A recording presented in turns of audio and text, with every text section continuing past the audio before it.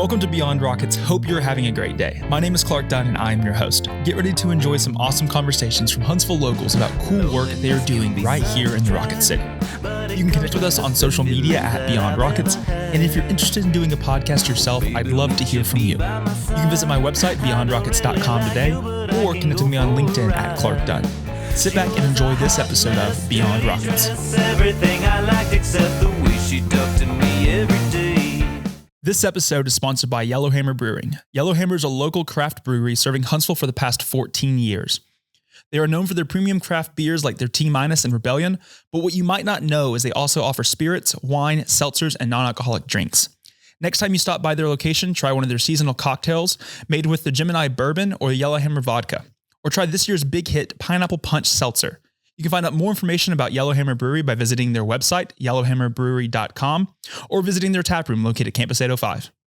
Well, welcome back to the podcast. Thank you. Yeah, I'm excited to have you here. For those who maybe haven't seen the first episode with me and you over 4 years ago, would you like to introduce yourself and tell us a little bit about what you do? Yeah, my name is Jessie Andrews. I'm a full-time muralist. I've been a business owner for about 6 years now, I think, or maybe closer to 7. I really don't know. I tried to choose the date that I quit my last job on a monumental day in history, and I think it had something to do with Pink Floyd, but I really can't remember. But anyways, yeah, full-time muralist.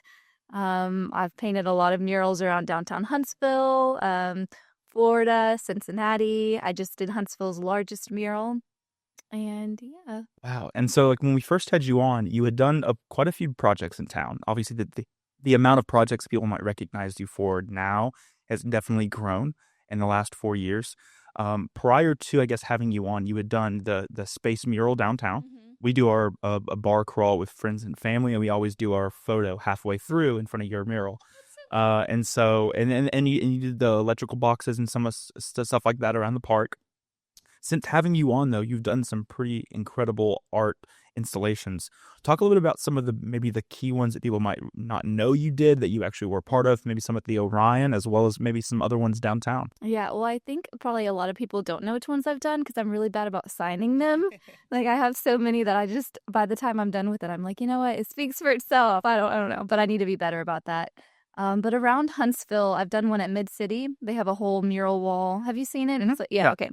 And so I have one there called Good Fortune. And then I have a chandelier next to Fat Sammy's behind 106 Jefferson Hotel. And I think they call that Chandelier Alley now. They've had another little chandelier art installation done.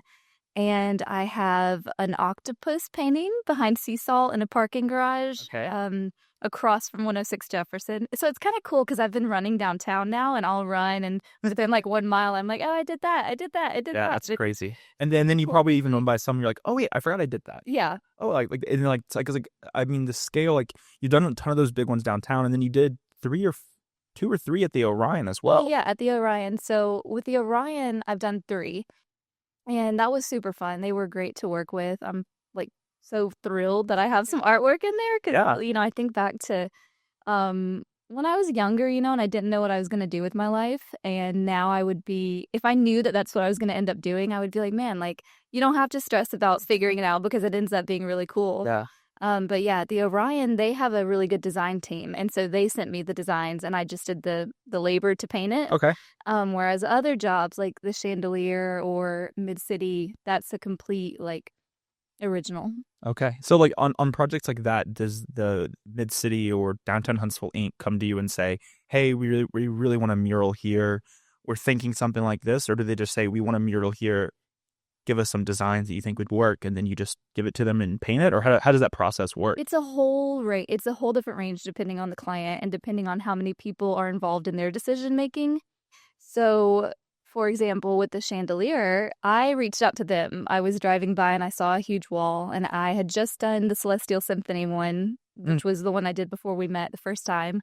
And I was just like, can I paint a mural here? Because I wanted to make it my career, and so I was just trying to find opportunity. And Wesley Crunkleton and Chad Emerson from DHI at the time, they both made it happen, and I'm so thankful that they did, and it looks beautiful. So that one I just reached out to. And so the design came because 106 Jefferson is this really nice hotel, and we wanted to complement the inside of what's there, but with a little bit more street fun, so Yeah. it's more colorful than the inside of 106 Jefferson, but it's still a chandelier because it's like complementary to the luxurious space that they have inside.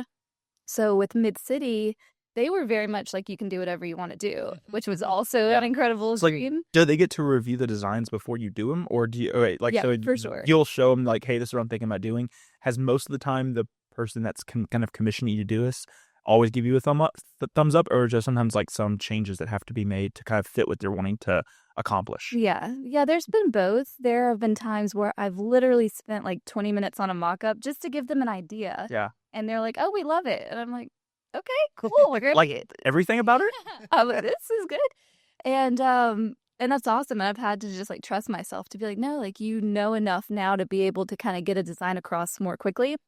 But then there's been times where I've spent months on mock-ups and they have a whole board of directors and people have different opinions and there's different people investing into it. So like with the Stella project that I'm on, they're all really great and I'm so thankful for the job, but it took a lot longer to come up with a design that would respect the space because there's a lot of people that live in that area. And so a lot of people were excited about the new apartment. Some people were more hesitant because it kind of contradicts the old time historic space. Yeah.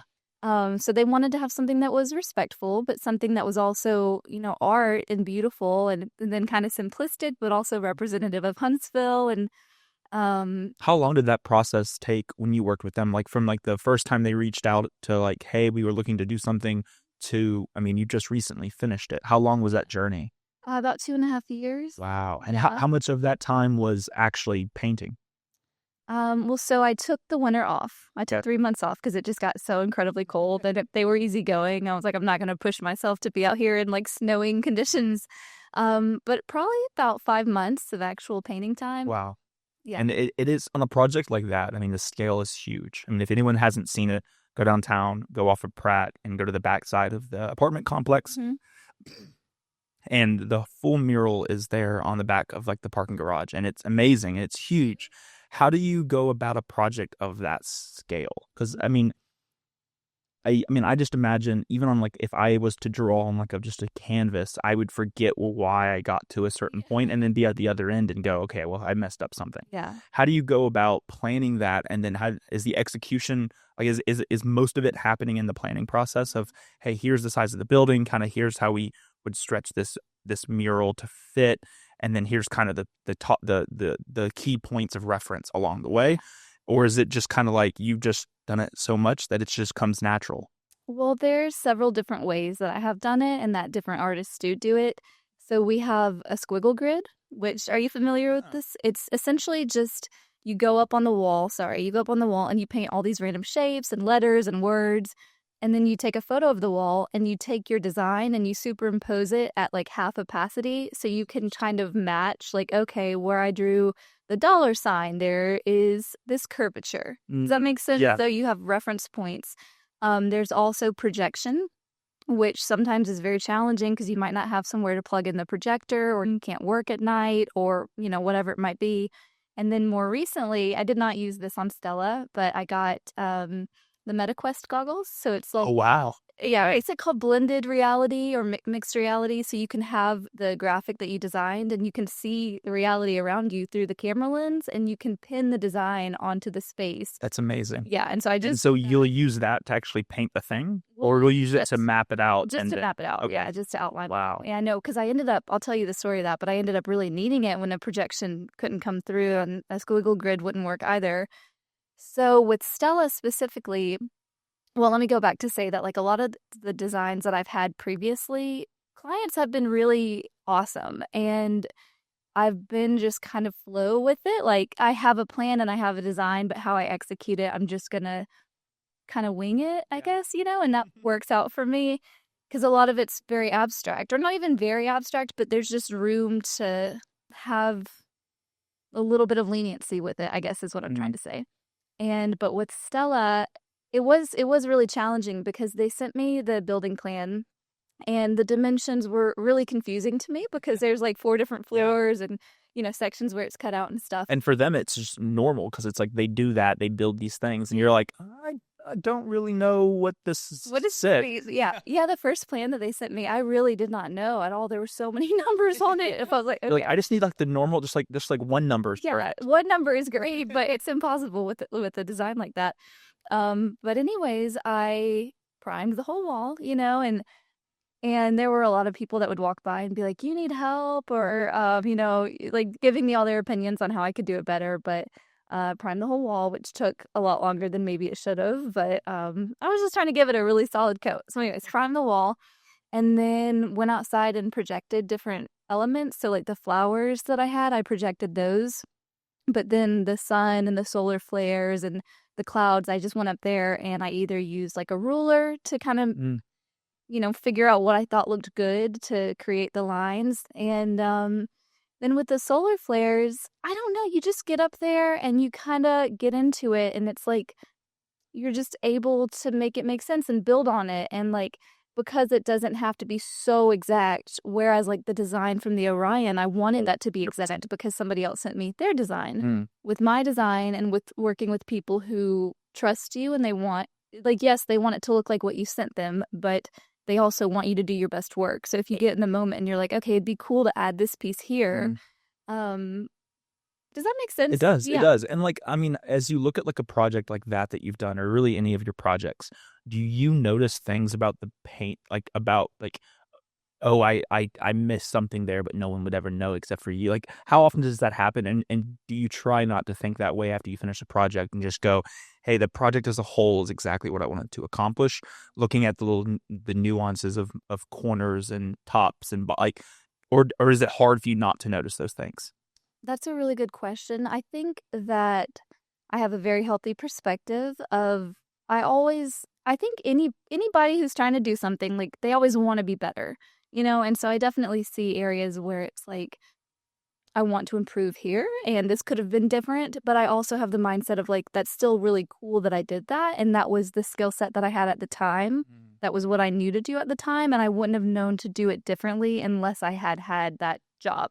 Yeah. Yeah. So is there projects that you've done in the past that in the moment it was, exactly what you could do, your skill set, your abilities, and now when you see it, you go, man, I would love to do that or do something like that again Yes. because I know I could do it at this other scale that's like just so much better. But like, not that that's bad. It's just I can do better. Yeah, no, for sure. I feel that way. I was thinking about that. I won't say which one, but I was thinking about that on the way here, that it would be cool to be able to redo it now with the skill set that I have. And something else that I've noticed about myself is that I've gotten better at it, but if someone gives me an opportunity to paint a wall, my mind goes to like, what is the most elaborate?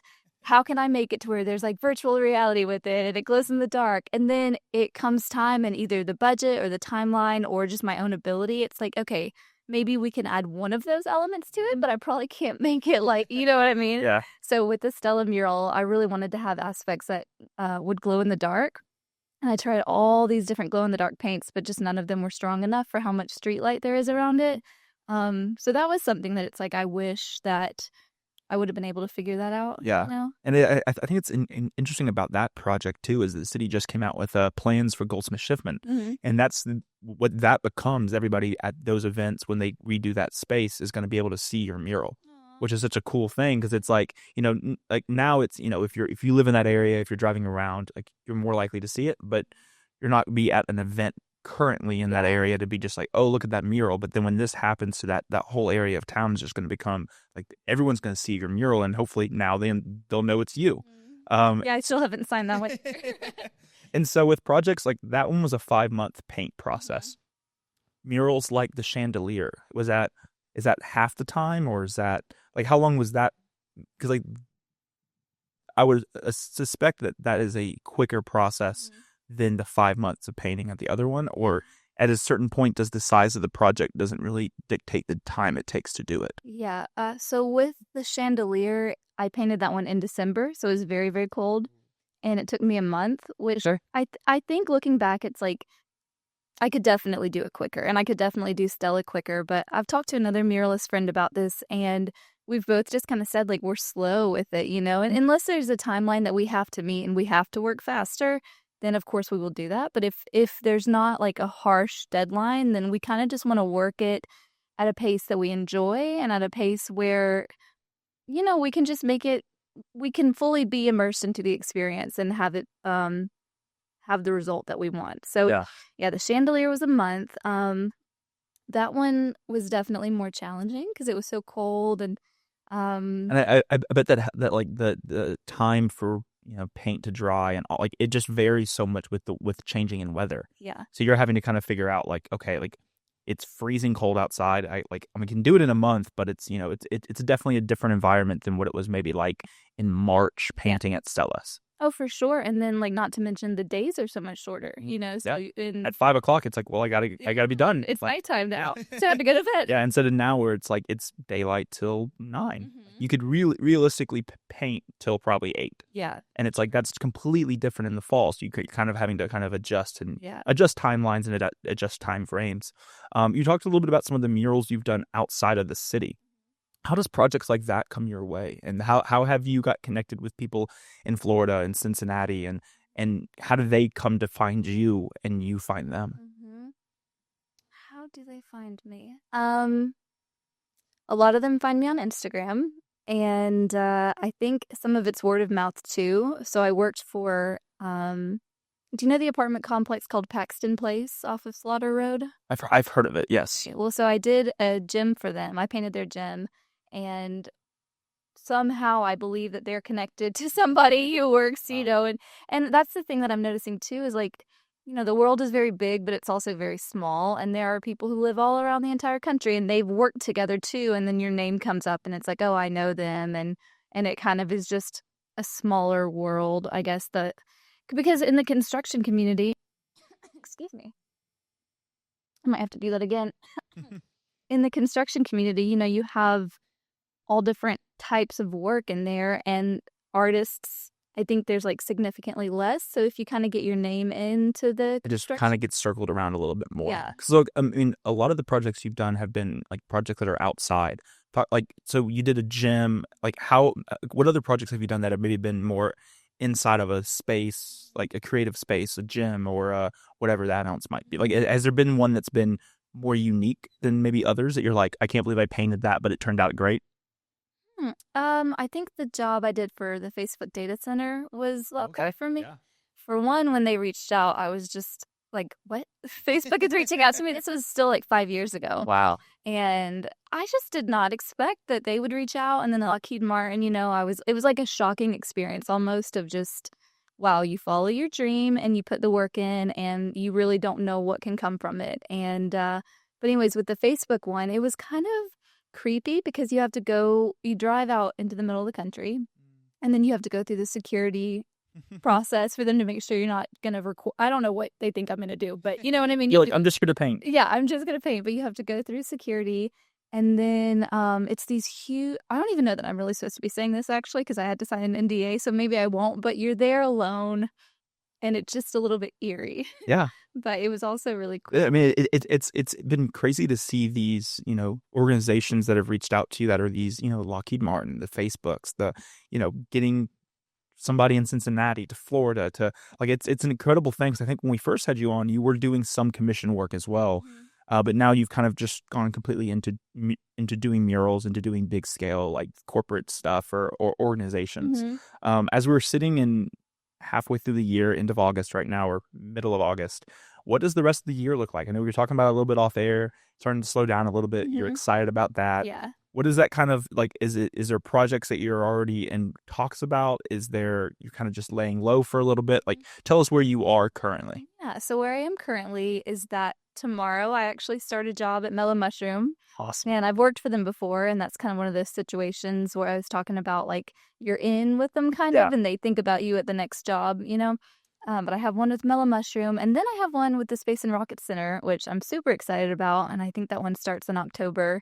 And then there's a lot that are maybe in the works. Yeah. Now, I don't know if it's that way with you, but I think a lot of business owners can relate that like someone might reach out to you about wanting something and like maybe they end up moving forward, maybe they don't, but there's a lot in the air.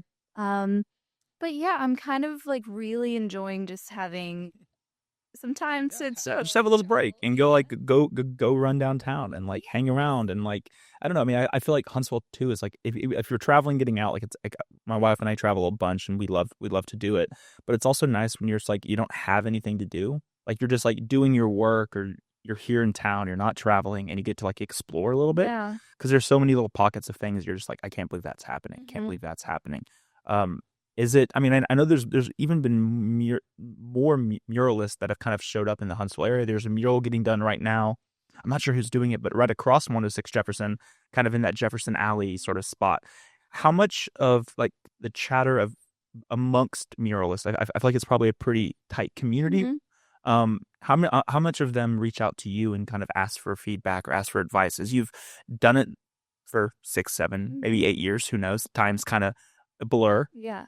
but like you've been successful. Like you've grown. You can do as much or as little work as you want. You can do projects you really like and projects that you're passionate about, not just doing them just to do them. Yeah. How much of your like is there people reach out for advice, or if maybe someone's listening and they haven't met you, what piece of advice would you give them? Yeah. Well, I would say that you can definitely reach out to me if you want, and I'm happy to help in any way that I can.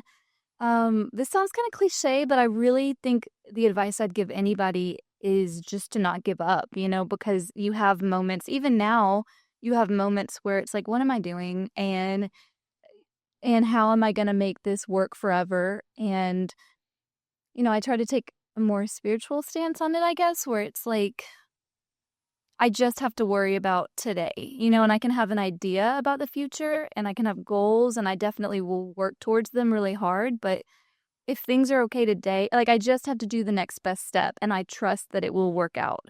And that would be what I would say to other people. Like if you're interested in doing anything, murals or whatever, like what is the thing that you can do today to get the ball rolling? Because I think so many people have an idea about something, but they're like waiting for a perfect moment to take a step, or they're waiting until they have it all figured out. And in my experience, like even if you have something totally figured out in your mind, that might not be the best way for it to actualize in reality. So just go forward and try and like reach out to people and ask like, hey, can I paint a mural, or can we do a trade? And there's a lot of different opinions on that. Some people say that you should never work for free. And then I've had people before who have mural offers that they want to become a muralist and the offer is less than what they would ideally like to make. But to me, it's like, what is more important to you? Is it more important to be able to get your foot in that door and have some experience and have something in your portfolio? Or is it better to just, only be able to operate exactly how you want to operate? So I think it's like having some flexibility. But yeah, when I first had a mural opportunity, I really didn't know what to do at all. And the clients were really great. I was just like, yeah, I know how to drive a lift and I know how to do all this stuff. And I knew I would figure it out, but in that exact moment, I didn't really know how to do all that stuff. Yeah. And I reached out to muralist Logan Tanner and I was just like, I don't really know what to do about a contract. And he sent me his contract, he was like, you can take my name out and put your name in. And ever since he did that to me, it's just like, there's so much opportunity for everybody that there's no reason not to help somebody else. For sure. Yeah. And I think, I mean, the answer is always going to be no unless you ask. Yeah. And so I think, like, honestly, like, there's opportunities for, I think, people, the barrier to entry on a lot of things nowadays is a little bit easier. But I also think that Huntsville is a community, anyone that's listening, that, like, if you are wanting to do something that you see someone else locally doing at a higher level, or maybe they're 10 steps ahead of you, like, it's pretty easy to reach out and just ask. Yeah. Like, they might not respond, sure, but like you won't know unless you try. And so I think, getting yourself out there, getting your foot in the door. I mean, I think that's how we first met, was probably just me reaching out, and then we've, stayed in touch, and then now you're back on the podcast. So I think there's 5 years later. yeah, this is crazy. And so it's definitely one of those things that's, there's a lot of levels in kind of being a business owner, but being able just to kind of jump in and say, you're not going to know everything until you know it. Mm-hmm. So just jump in and give it a try. Yeah. And so I think that's really cool to see. But I mean, yeah, it's been awesome to have you back on. I think it's incredible just to see this journey that you've been on and all the projects you've been a part of.